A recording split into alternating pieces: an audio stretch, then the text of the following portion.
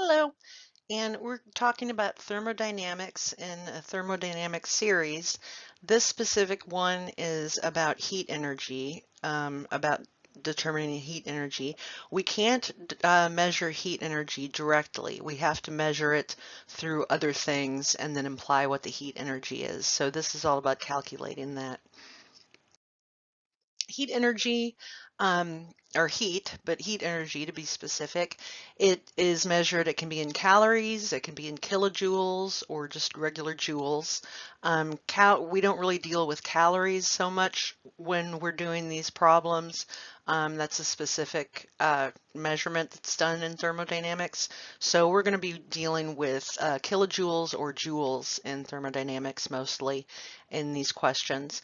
Right now we're dealing with kilojoules uh, with uh, with regard to heat energy.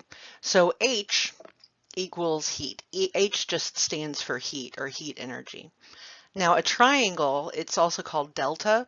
The triangle just means a change in the amount of something. So you can put a triangle in front of anything and it means a change in that thing, in the amount of that thing.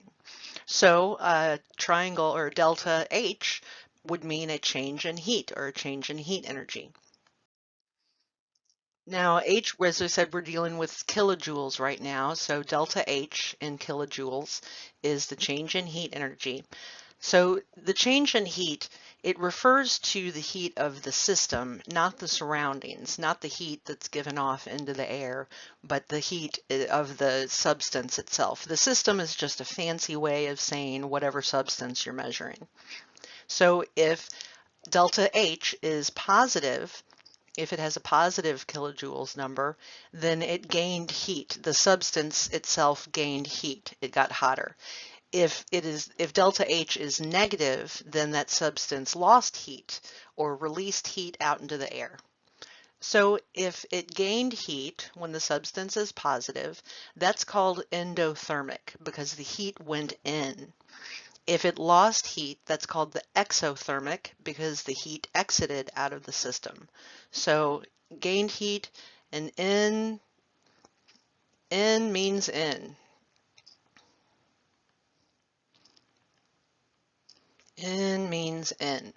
So if you see a change in heat, the delta H, and the kilojoules following delta H is positive, then that is endothermic.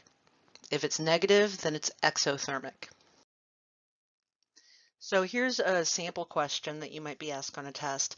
Is the following reaction endothermic or exothermic? So let's look at this. It's 2 moles of CH3OH, a gas, yields 2 moles of CH4, that's methane, a gas, plus a molecule of oxygen gas, which is O2. And the change in heat, or delta H, is positive 252.8 kilojoules. So is this endothermic or exothermic? Now see, since the change in heat is positive, then that means the heat went into the substance. So if it went into the substance, then that means endothermic. Into, endo.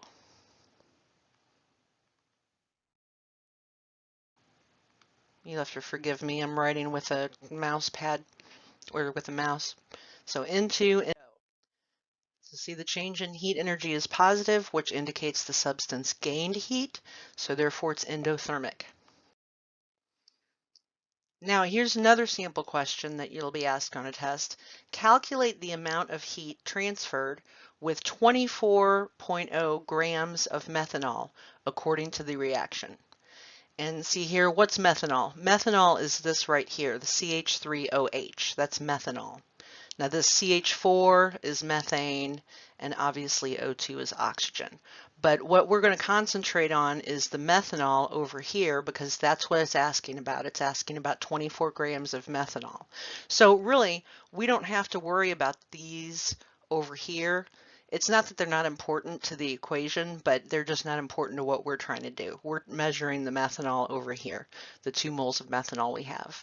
So how much are we dealing with? We're dealing with 24 grams of methanol. We're going to use 24 grams of methanol in this experiment. So what do we do with this? We write the question in equation form. We need to write out what the question's actually asking. Then we need to use the rules of stoichiometry to list all the conversion factors, use the dimensional analysis to solve the problem, and then round the answer to the significant digits. And what significant digits? The significant digits based on the number of significant figures in the original question. In this question we're going to write out in a minute. So write the question in equation form. This is how many kilograms equal 24 grams of methanol? Because see up here it says calculate the amount of heat transferred with 24 grams of methanol according to this reaction. So this 24 grams of methanol is what we're going to be asking about. So that's why we're writing it down here in the question equation. So, and it says the amount of heat over here where it says the heat change is in kilograms. So that's what we're going to use down here. We're going to use kilograms. Now, number two, we're going to use the rules of stoichiometry to list all of the conversion factors for this. Now there's a new rule. I know you already memorized the rules of stoichiometry for basic problems and for solutions. There's that should be about 5 rules. There's a rule number 6 that's brand new that we're going to use for this. So the first stoichiometry rule, as you know, as always, does the question equation involve atoms, molecules, or ions? Well, this question equation, the how many kilograms is equal to 24 grams of methanol, there's no atoms, there's no molecules, and there are no ions in this question. So the answer is no. The question does not have that in there, so we can ignore that rule. The second rule is, does the question equation involve grams? Yes, it does, the 24 grams right here. So in the rules of stoichiometry, if the question equation involves grams, you set 1 mole of the substance equal to its molar mass in grams. Now the molar mass of methanol, I already did it. You can always pause the video and try to work it out for yourself. But the molar mass for methanol is 32.05. And so we set that into grams, and we set that equal to 1 mole of the substance. So 1 mole of methanol.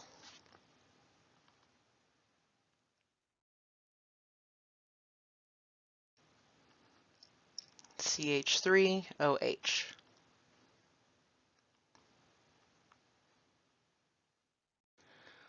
32.05 grams equals 1 mole of methanol.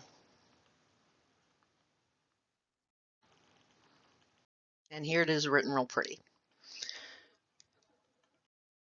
Now, number 3, does the question equation have different substances on either side of the equal sign? That means if on this side of the equal sign we had something like methane, like we do up here, if that was over here and then we had the methanol over here, those would be 2 different substances, so we'd need to do something. But there's no other different substance over here on this side of the equal sign across from the methanol. So we're all right with this. We can ignore rule number 3. Now rules number 4 and 5 are for solutions only. They're like if you have if milliliters are in the question equation or anything. So we can ignore those also. 4 and 5 we can ignore. Now number 6, here's the new rule you need to add to your list of stoichiometry rules.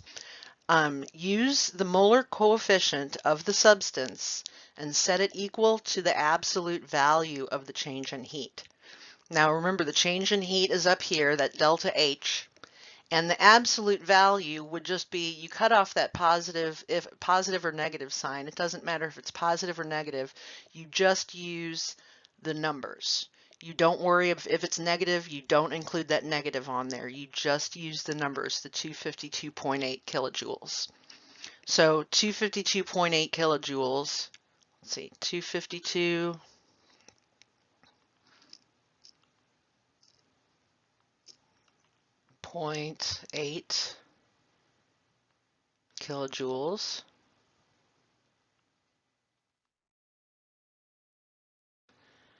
equal, and what's the molar coefficient in here? The molar coefficient in the problem, we have to go all the way back up to the reaction. The molar coefficient is 2 moles of methanol. So we do 2 moles of methanol, and I won't make you wait while I write out methanol since I'm writing very slowly. There it is, really pretty. So we have the conversion factors. 32.05 grams of methanol equals 1 mole of methanol, and 2 moles of methanol equal 252.8 kilojoules. Now we have those conversion factors. We have the question equation up here, what we wrote. And steps 3 and 4, we need to use dimensional analysis to solve this problem. And then we need to round the answer to significant digits based on the significant digits of this problem. So here we go. We start out with the question equation. We take this 24.0 grams,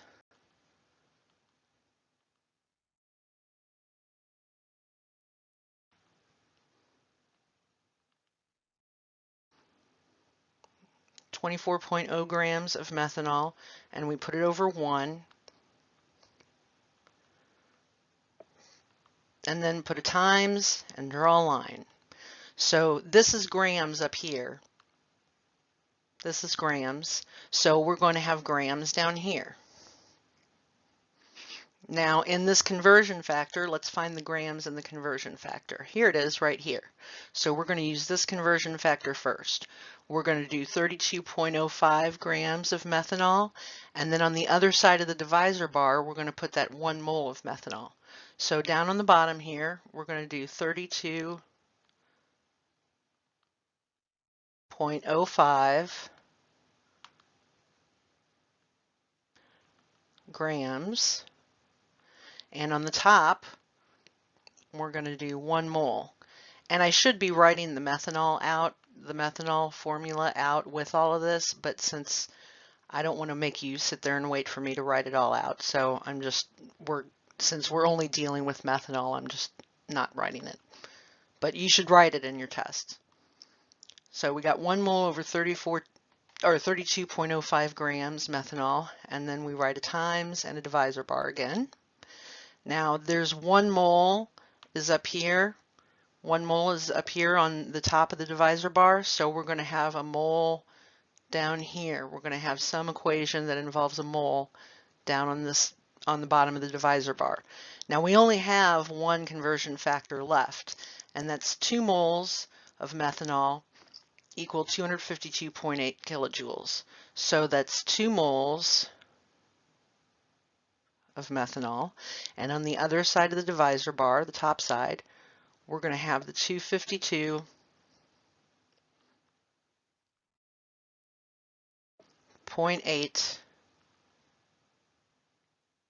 kilojoules.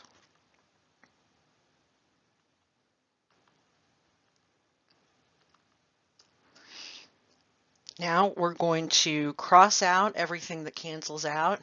This grams cancels out with this grams. This mole cancels out with this mole, leaving the only unit of measurement left, kilojoules. So the answer is going to be kilojoules. Is that what we're looking for up here in the question equation? Yes, it is. We're looking for how many kilojoules. So we know we set this up right. Now, you can pause this and take your calculator and figure it out, but I have already calculated it, and the answer is 94, and you have to write the whole number out that the calculator gives you. 94.65, 21,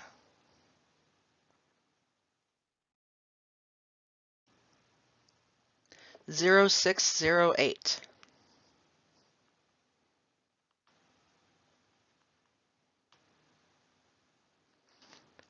And what should we write at the end of this? That's right, we should write the kilojoules. Don't ever forget to carry those unit of measurements with you so you don't end up losing your place.